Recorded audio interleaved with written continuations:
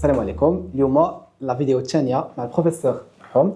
On va faire cette vidéo pour كاع الناس اللي يكتفرجوا فينا اللي intéressés بميديسين اللي ماشي intéressés بميديسين.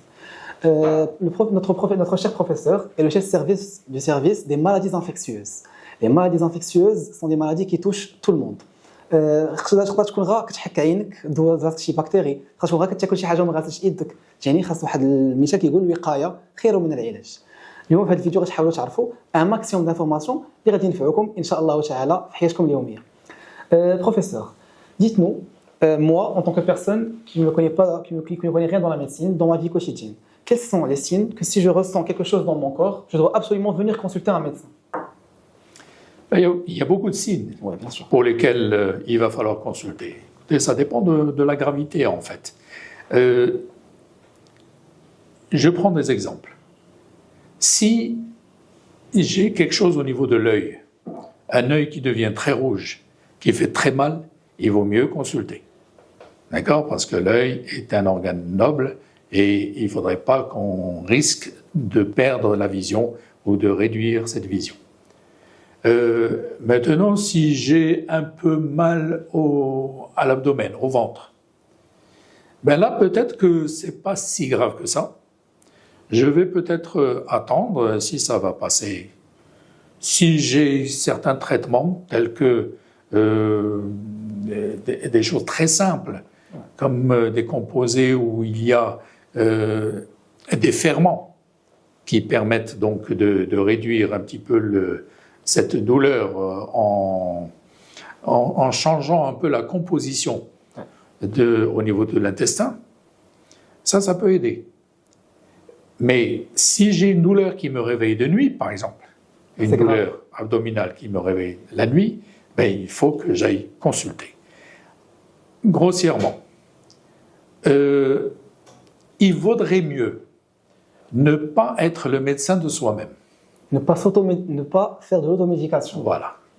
Il faut, dès qu'on a quelque chose qui semble un petit peu grave ou qui reste, qui persiste dans le temps, il faut aller voir un médecin. Et là, le conseil que je vous donnerai, c'est d'avoir un médecin traitant, ce qu'on appelle le médecin de famille.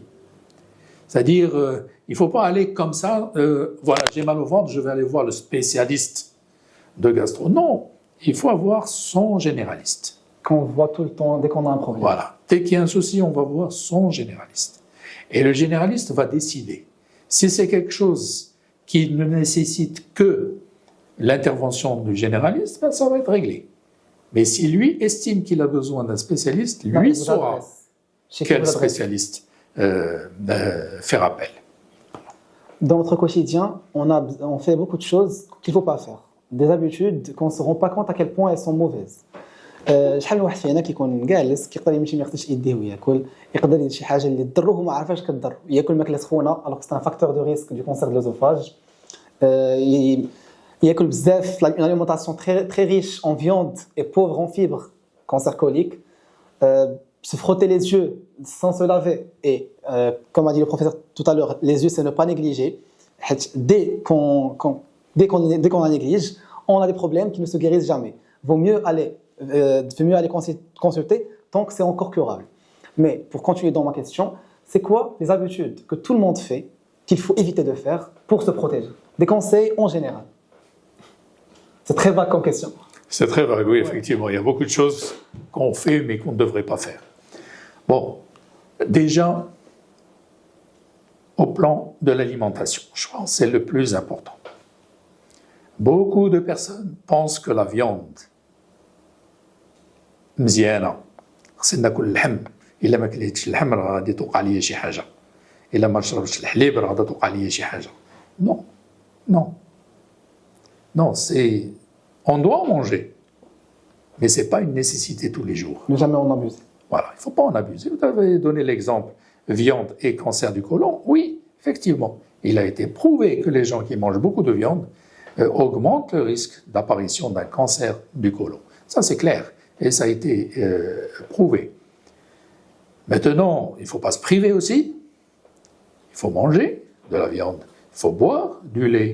Mais il ne faut pas en faire, disons, l'aliment clé qui va me garder en bonne santé. Je pense qu'il faut également ne pas négliger tout ce qui est végétaux. Les végétaux qui nous apportent des fibres. Alimentaire. Voilà. Les fibres, c'est très important pour l'intestin. Beaucoup de personnes évitent les végétaux, etc. Et puis finalement, ils se retrouvent avec un intestin malade parce que l'intestin ne trouve pas sur quoi travailler. Voilà. Les fibres, ça prend du volume et ça permet à l'intestin de travailler.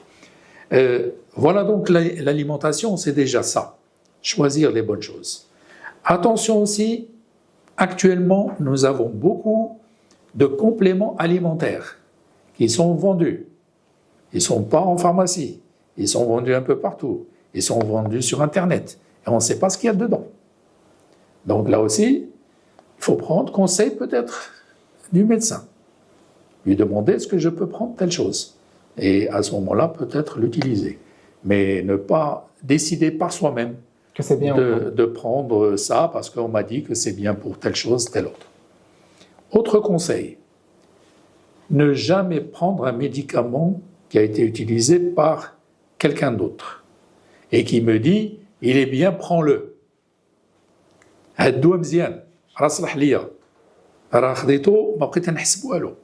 Non, non, les maladies ne sont pas les mêmes.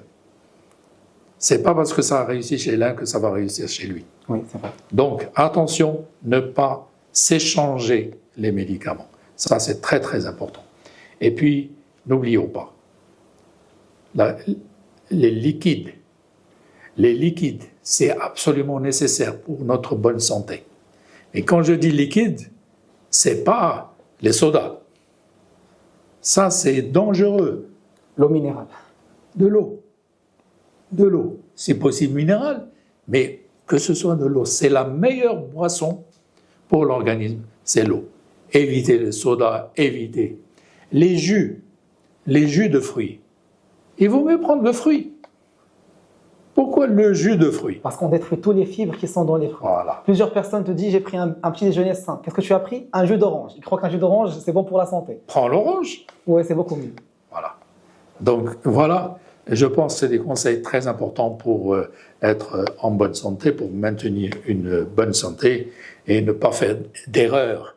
Parce que parfois, les gens pensent à faire bien en ajoutant certaines choses. Vous savez, il y a des gens qui prennent des protéines, surtout les gens qui vont faire de la musculation.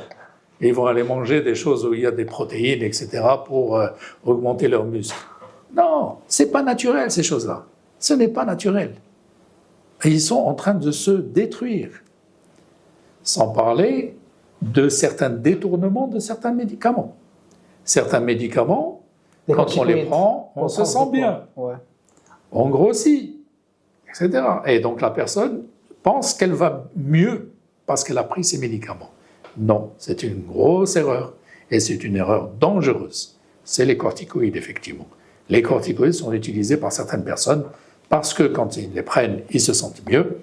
Et parce que les corticoïdes font grossir. Et donc, quand on grossit, on pense qu'on est mieux. Et là, c'est l'erreur. Donc finalement, il vaut mieux... Moi, je dirais une phrase pour rester en bonne santé, que j'avais, je ne sais plus qui l'avait dit. Pour vivre, il faut mourir de faim. Voilà. Donc, الواحد يأكل ماشي يحتاج الشبع. الماكلة اللي تكفي وصافي. Merci beaucoup, professeur. ونشوفكم في الحلقة. أبوناو على قبل الحلقات اللي غيجون.